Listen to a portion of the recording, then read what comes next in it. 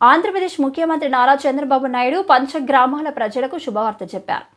ఈ విషయాన్ని మాజీ మంత్రి భీమిలి ఎమ్మెల్యే గంటా శ్రీనివాసరావు వెల్లడించారు. త్వరలోనే సింహాచలంలో సమావేశాన్ని ఏర్పాటు చేసి పట్టాలు పంపిణీ చేస్తామన్నారు. పంచగ్రామాల సమస్య ఉన్న 4 నియోజకవర్గాల ఎమ్మెల్యేలు అధికారులతో పంచగ్రామాల సమస్యలపై సీఎం చంద్రబాబు సమీక్ష నిర్వహించారు. కోర్టులలో ఉన్న వివాదాలను విత్డ్రా చేసుకునేందుకు ఇరు పక్షాలు అంగీకారం తెలిపారన్నారు. ఆనువంశిక ధర్మకర్త కూడా ఆలయ భూములకు ప్రత్యామ్నాయ భూములను తీసుకునేందుకు అంగీకరించామన్నారు. దేవాదాయ శాఖ అధికారులు స్థానిక జిల్లా యంత్రాంగంతో కలిసి త్వరలోనే వివాదాలను పరిష్కరిస్తామని గంటా తెలిపారు. ఈ సమీక్షలో మంత్రులు అనగాని సత్యప్రసాద్, ఆనం రామనారాయణ రెడ్డి, ఉన్నతాధికారులు, ఉమ్మడి విశాఖ జిల్లా ప్రజాప్రతినిధులు హాజరయ్యారు. సమీక్షా సమావేశం ఉంది. సింహాచలం పంచగ్రామాల భూ సమస్యకు సంబంధించి 12:30 వరకు కూడా ముఖ్యమంత్రి గారితో రెవెన్యూ మినిస్టర్, అలాగే ఎండోమెంట్ మినిస్టరు, ఇతర అధికారులతో పాటు విశాఖ ఎమ్మెల్యేలందరూ కలిపి ఈ సమావేశంలో పాల్గొనడం జరిగింది. ఈ తపోత్సవానికి మిస్ అవుతామేమో అని ఒక చిన్న ఆందోళన ఉండింది. అయితే ఆ అప్పన్న ఆశీస్సులతోటి మరి తపోత్సవం టయానికి నేను ఇక్కడ రాగలగటం, మళ్ళీ ఇందులో పాల్గొనడం చాలా సంతోషం కలిగించింది.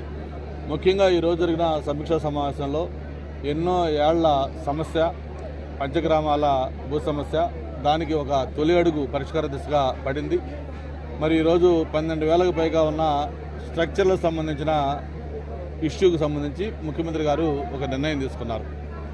ఏదైతే ఈ 12,000 మందికి పైగా చిన్న చిన్న ఇళ్ళు నిర్మాణం చేసుకొని ఎన్నో ఏళ్ళగా ఇక్కడ ఉంటున్న వాళ్ళు చిన్న చిన్న రిపేర్లు చేసుకోవాలన్నా, లేకపోతే ఏదైనా పడగొట్టి మళ్ళీ కట్టుకోవాలన్నా, లేకపోతే ఏ కార్యక్రమం చేయాలన్నా కూడా ఇప్పటిదాకా కూడా అటు అధికారులతో చాలా ఇబ్బంది పడుతూ వస్తుంది.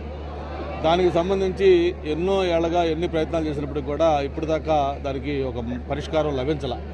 ఈరోజు ఫైనల్గా ముఖ్యమంత్రి గారి సమక్షంలో రెవెన్యూ మినిస్టరు, ఎండోమెంట్ మినిస్టరు, ఇతర అధికారులు అందరూ కలిపి దాని మీద ఒక పాజిటివ్ డిసిషన్ తీసుకొని ఏదైతే దీనికి ఆల్టర్నేటివ్ భూమి కింద మొత్తం ల్యాండ్ ఇవ్వటం, అది తీసుకొని కోర్టులో ఒక అఫిడవిట్ గవర్నమెంట్ నుంచి ఫైల్ చేస్తూ ఉన్నారు. అంటే పాజిటివ్గా దీనికి ఒక పరిష్కారం లభించింది. అయితే ఇది ఒక బిగినింగ్ మాత్రమే, ఇది తొలి అడుగు. ఇంకా ఈ పంచగ్రామాలకు సంబంధించి అనేక ఇష్యూలు ఉన్నాయి. ఇది 12,000 మంది ఏదైతే స్ట్రక్చర్లకు సంబంధించిన ఇష్యూ సెటిల్ అవుతుందో ఆ తర్వాత ఖాళీ స్థలాలు ఉన్నాయి. ఖాళీ స్థలాల ఇష్యూ కూడా ప్రధానంగా చాలామంది దానివల్ల ఇబ్బంది పడుతున్న విషయాలు మనం చూస్తూ ఉన్నాం. అలాగే రైతుల అధీనంలో ఉన్న పొలాలు ఉన్నాయి. వీటితో పాటు ప్రత్యేకంగా సింహాచలం గ్రామ కట్టడం ఇష్యూ కూడా ఉంది.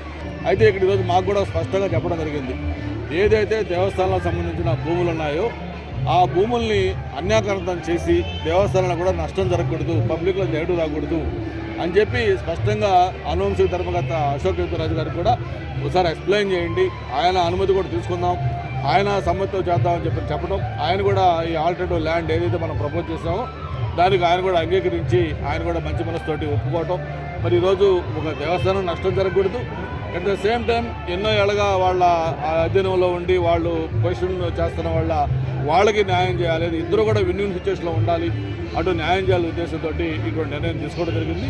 త్వరలోనే ఇది కోర్టులో పాజిటివ్గా ఒక డిసిషన్ వచ్చిన తర్వాత సింహాచలంలో ఒక భారీ బహిరంగ సభ పెట్టి, గతంలో ఎలాగైతే మనం పసుపు కుంకుమ పేరుతోటి 1,00,000 మందికి ఇళ్ల పట్టాల పంపిణీ రెగ్యులరైజ్ చేసామో అలాగే ఒక మంచి కార్యక్రమం సింహాచలంలో పెట్టి ఈ కార్యక్రమం చేసుకుందామని చెప్పి కూడా మరొకసారి తెలియజేసుకుంటూ ఆ సింహాద్రి అప్పన్న గారికి మరొకసారి మనస్ఫూర్తిగా ఆయన చల్లని ఆశీస్సులు మన పైన ఉండాలి. ఎలాగైతే పరిష్కారం దొరికింది సమస్యకి మిగతా సమస్యలు కూడా పరిష్కారం చేసుకోవాలి, ఈ ప్రాంత అభివృద్ధికి అందరం కూడా సహకరించాలని మరొకసారి కోరుకుంటూ ఈ సందర్భంగా ఇటువంటి మంచి నిర్ణయం తీసుకుంది గౌరవ ముఖ్యమంత్రి గారికి, అలాగే కేబినెట్ మంత్రులు సత్యప్రసాద్ గారికి, ఆనం రామనారాయణ గారికి, అధికారులకి, ఇందులో పాల్గొన్న ఎమ్మెల్యేలు, ఎంపీలు, ఎమ్మెల్సీలు, నాయకులందరూ కూడా మరొకసారి ఈ భీమిలి నియోజకవర్గం ఏదైతే సింహాచలం ఎమ్మెల్యేగా ఉన్నానో వాళ్ళ అందరూ కూడా ఎమ్మెల్యేగా నేను వాళ్ళందరికీ మనస్ఫూర్తిగా ధన్యవాదాలు, కృతజ్ఞతలు తెలియజేస్తాను.